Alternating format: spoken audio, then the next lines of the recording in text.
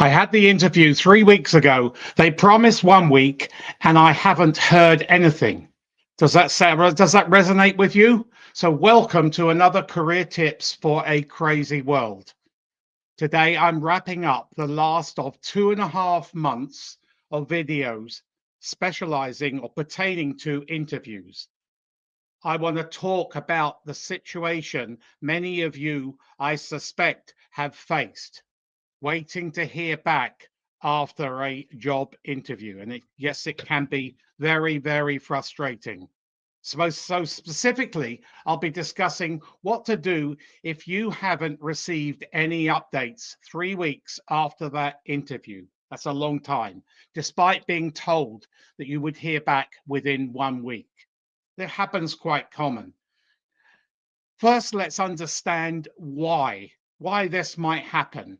There's a variety of reasons. Sometimes hiring processes can be delayed for whatever. People are sick or due to business operations or whatever, due to various reasons such as internal discussions, who they're going to choose, and additional interviews because it's a logistical exercise, or even changes in priorities.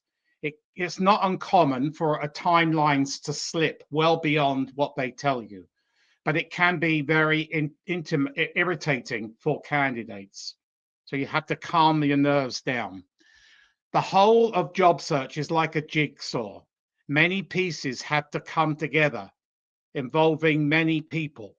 One jigsaw piece out of place, and then it can cause a bottleneck.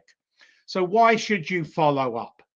Following up is crucial because it shows that you are continuing interest in the position and helps keep you top of the mind for the hiring manager. The more you get your name in front of that hiring manager, the better it is. It's psychology.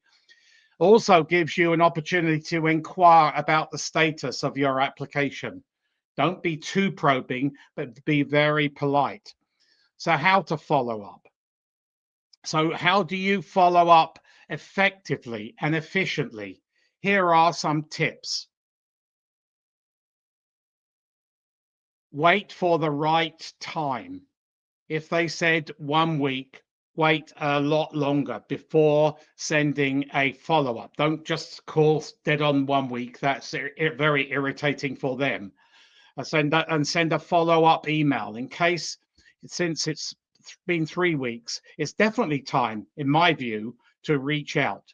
So use a clear and resonating email, very polite, very to the point email. The subject line should be something like this, very captivating. Make sure your subject line is clear and concise. So, for example, I'm anxious to be the candidate for the project manager position. When will I hear the good news? So don't be boring and say, following up on my application for the project manager. That's pretty damn boring. Stimulate the mind of the person reading it at the other end, the interviewer. So be professional and polite. Start with a thank you for the opportunity to the interview. Portray that you still are really, really keen and excited, and express your continued interest in that role you interviewed for 3 weeks ago. Then you ask about the next steps. Politely inquire about the status of your application and when you might expect to hear back. And sometimes it can be weeks and weeks and weeks. So an example email should be like this.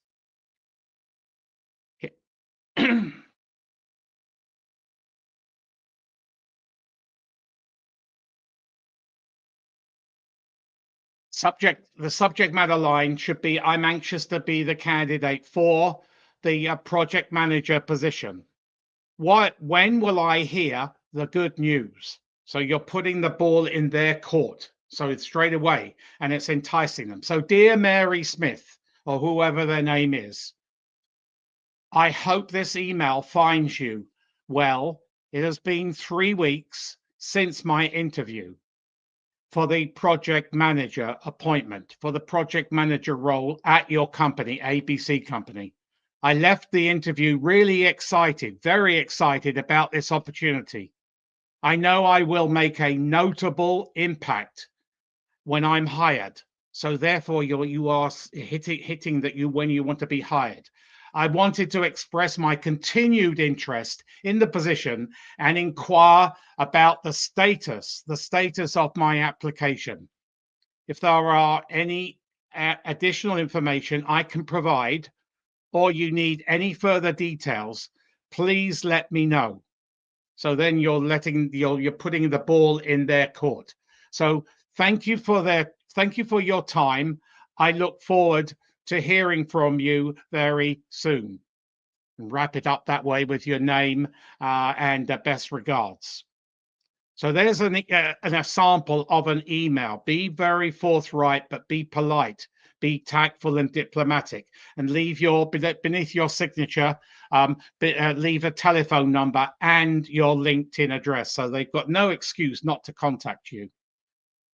So what should you do next? That's up in the air. There's various scenarios here. So after sending your follow-up email, be patient. You have to bite your tongue, obviously, sometimes. It may take some time for them to respond because it may be a weekend or one of them might be on vacation or whatever. In the meantime, continue. This is very important. Continue with your job search. Never halt your job search waiting for an interview, further interview, or a promised job offer. Keep that momentum going. So many people stop thinking they're going to get that job and it doesn't fall through and they've wasted 3, 4, 5 weeks. So don't put all your eggs in one basket. Keep exploring other opportunities that might be a good fit for you, and only apply for jobs that are a good fit for you. The more you apply for bad jobs, the more frustrating you're going to get. So in conclusion, following up after an interview is a very proactive step that can help you stay engaged with that potential employer. But remember, be professional, be polite, and be patient, and be prepared for rejection. A key element you need to have to overcome is conquering the fear of rejection. You're not going to win every one, but every one you lose, you're closer to a win. So I hope this video has been very helpful to you and informative. For all the other videos in this interview series, there are many of them. May I direct you to my YouTube channel, Martin Buckland, and please press the subscribe button and the bell button where you will be notified of many future videos to come. On Monday, I start a new series, and it's an intense series for 3 months, 3 videos a week on personal branding. What is personal branding? So tune in for the next 3 months, 3 times a week. Thanks for watching. Have a great weekend.